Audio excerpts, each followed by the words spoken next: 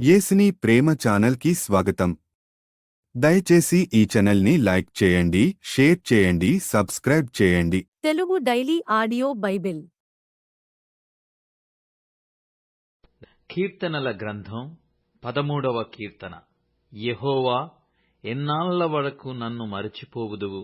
నిత్యము మరచెదవా? నాకెంతకాలము విముఖుడవై యుందువు? ఎంతవరకు నా హృదయములో పగలంతయు దుఃఖాక్రాంతుడనై యుందును? ఎంతవరకు నా శత్రువు నా మీద తన్ను హెచ్చించుకొనును? యెహోవా, నా దేవా, నా మీద దృష్టియుంచి నాకుత్తరమిమ్ము. నేను మరణ నిద్ర నొందకుండను, వాని గెలిచితినని నా శత్రువు చెప్పుకొనకుండను. నేను తూలిపోయి యుండగా నా విరోధులు హర్షింపకుండను. నా కన్నులకు వెలుగిమ్ము. నేనైతే నీ కృపయందు నమ్మికయుంచియున్నాను. నీ రక్షణ విషయమై నా హృదయము హర్షించుచున్నది. యెహోవా నాకు మహోపకారము చేసియున్నాడు. నేను ఆయనను కీర్తించెదను. కీర్తనల గ్రంథం 14వ కీర్తన. దేవుడు లేడని బుద్ధిహీనులు తమ హృదయములో అనుకొందురు. వారు చెడిపోయిన వారు అసహ్య కార్యములు చేయుదురు. మేలు చేయువాడొకడునూ లేడు. వివేకము కలిగి దేవుని వెదకువారు కలరేమో అని యెహోవా ఆకాశము నుండి చూచి నరులను పరిశీలించెను. వారందరూ దారి తొలగి బొత్తిగా చెడియున్నారు. మేలు చేయువారెవరునూ లేరు, ఒక్కడైననూ లేడు. యెహోవాకు ప్రార్థన చేయక ఆహారము మ్రింగునట్లు నా ప్రజలను మ్రింగుచు, పాపము చేయువారికందరికిని తెలివి లేదా? పాపము చేయువారు బహుగా భయపడుదురు. ఎందుకనగా దేవుడు నీతిమంతుల సంతానము పక్షమున నున్నాడు. బాధపడువారి ఆలోచనను మీరు తృణీకరించుదురు. అయినను యెహోవా వారికి ఆశ్రయమైయున్నాడు. సీయోనులో నుండి ఇశ్రాయేలునకు రక్షణ కలుగునుగాక. యెహోవా చెరలోని తన ప్రజలను రప్పించునప్పుడు యాకోబు హర్షించును, ఇశ్రాయేలు సంతోషించును. కీర్తనల గ్రంథం 15వ కీర్తన. యెహోవా, నీ గుడారములో అతిథిగా ఉండదగిన వాడెవడు?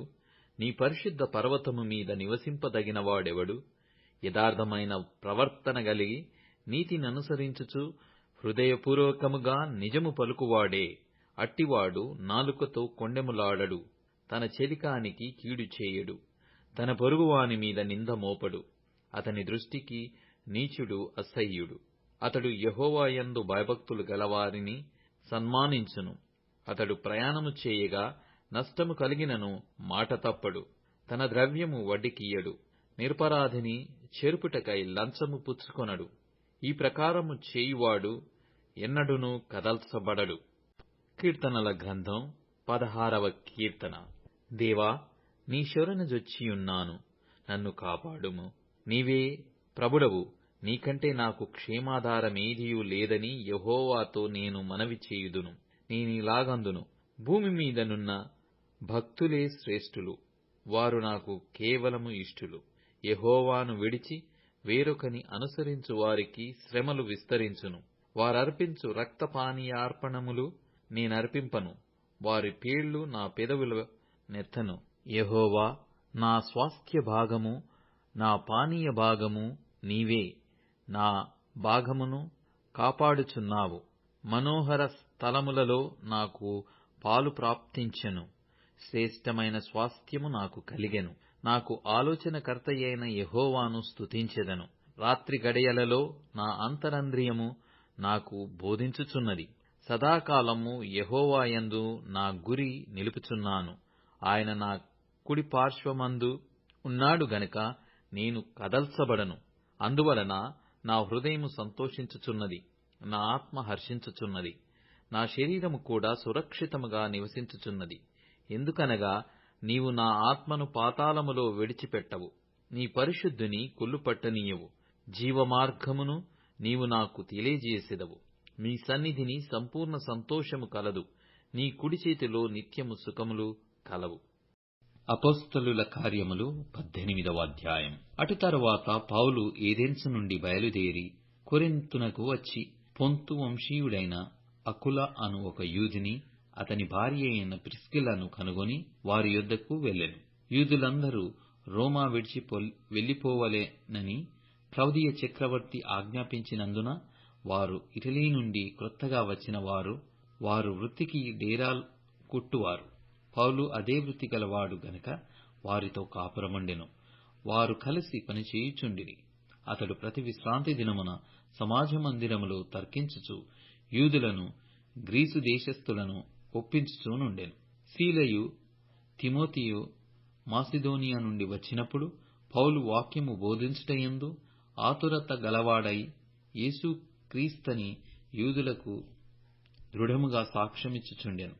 వారు ఎదురాడి దూషించినప్పుడు అతడు తన వస్త్రములు దులుపుకొని, మీ నాశనమునకు మీరే ఉత్తరవాదులు, నేను నిర్దోషిని, ఇక మీదట అన్యజనుల యొద్దకు పోవుదనని వారితో చెప్పి అక్కడి నుండి వెళ్లి దేవుని యందు భయభక్తి గల తీతియు యూస్తు అను ఒకని ఇంటికి వచ్చెను. అతని ఇల్లు సమాజ మందిరమును ఆనుకొనియుండెను. ఆ సమాజ మందిరపు అధికారి అయిన క్రిస్పు అను ఇంటివారినందరితో కూడా ప్రభువునందు విశ్వాసముంచెను. మరియు కొరింథీయులలో అనేకులు విని విశ్వసించి బాప్తిస్మము పొందిరి.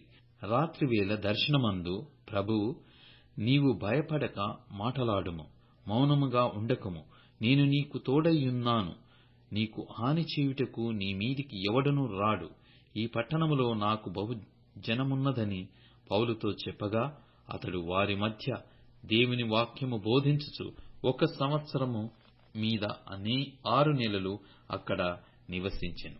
గల్లియోను అకయకు అధిపతిగా ఉన్నప్పుడు యూదులు ఏకీభవించి పౌలు మీదికి లేచి న్యాయపీఠము ఎదుట అతని తీసుకుని వచ్చి, వీడు ధర్మశాస్త్రమునకు వ్యతిరేక్తముగా దేవుని ఆరాధించుటకు జనులను ప్రేరేపించుచున్నాడని చెప్పిరి. పౌలు నోరు తెరిచి మాటలాడబోగా, గల్లియోను, యూదులారా, ఇది ఒక అన్యాయము గాని చెడ్డ నేరము గాని అయిన ఎడల నేను మీ మాట సహనముగా వినుట న్యాయమే. ఇది ఏదో ఒక ఉపదేశమును పేళ్లను మీ ధర్మశాస్త్రమును గూర్చిన వాదమైతే మీరే దాని చూచుకొనుడి. ఇలాంటి సంగతులను గూర్చి విమర్శ చేయుటకు నాకు మనసు లేదని యూదులతో చెప్పి వారిని న్యాయపీఠము ఎదుట నుండి తోలివేశాను. అప్పుడందరూ సమాజ మందిరపు అధికారి అయిన సోస్తెనేసును పట్టుకొని న్యాయపీఠము ఎదుట కొట్టసాగిరి. అయితే గల్లియోను వీటిలో ఏ సంగతిని గూర్చియూ లక్ష్య పెట్టలేదు. పౌలు ఇంకను బహుదినములక్కడ ఉండిన తరువాత సహోదరుల యొద్ద సెలవు పుచ్చుకొని తనకు మ్రొక్కుబడియున్నందున కెంక్రేయలో తల వెంట్రుకలు కత్తిరించుకొని ఓడ ఎక్కి సిరియకు బయలుదేరాను. ప్రిస్కిల్లా అకుల అనువారు అతనితో కూడా వెళ్ళిరి. వారు ఎఫెసునకు వచ్చినప్పుడు అతడు వారినక్కడ విడిచిపెట్టి తాను మాత్రము సమాజ మందిరములో ప్రవేశించి యూదులతో తర్కించుచుండెను. వారింకను కొంతకాలముండుమని అతని వేడుకొనగా అతడు ఒప్పక, దేవుని చిత్తమైతే మీ యొద్దకు తిరిగి వత్తునని చెప్పి వారి యొద్ద సెలవు పుచ్చుకొని ఓడ ఎక్కి ఎఫెసు నుండి బయలుదేరాను. తరువాత కైసరయ రేవున దిగి యెరూషలేమునకు వెళ్లి సంఘపు వారిని కుశలమడిగి అంతియోకయకు వచ్చెను. అక్కడ కొంతకాలముండిన తరువాత బయలుదేరి వరుసగా గలతీయ ప్రాంతమందున్న ఫ్రుగ్రియ యందును సంచరించుచు శిష్యులనందరినీ స్థిరపరచెను. అలెగ్జాంద్రియ వాడైన అపొల్లో అను ఒక యూదుడు ఎఫెసునకు వచ్చెను. అతడు విద్వాంసుడును లేఖనముల యందు ప్రవీణుడునై ఉండెను. అతడు ప్రభువు మార్గము విషయమై ఉపదేశము పొంది తన ఆత్మయందు తీవ్రపడి యోహాను బాప్తిస్మము మాత్రమే తెలుసుకొనిన వాడైనను యేసును గూర్చిన సంగతులు వివరముగా చెప్పి బోధించుచు సమాజ మందిరములో ధైర్యముగా మాటలాడనారంభించెను. ప్రిస్కిల్లయు అకులయు విని అతన్ని చేర్చుకొని దేవుని మార్గము మరి పూర్తిగా అతనికి విశదపరచిరి.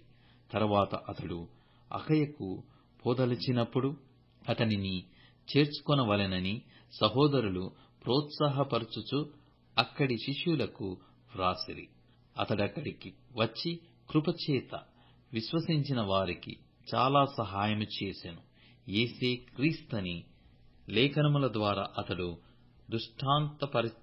దృష్టాంతపరిచి యూదుల వాదమును బహిరంగంగాను గట్టిగాను ఖండించుచు వచ్చెను.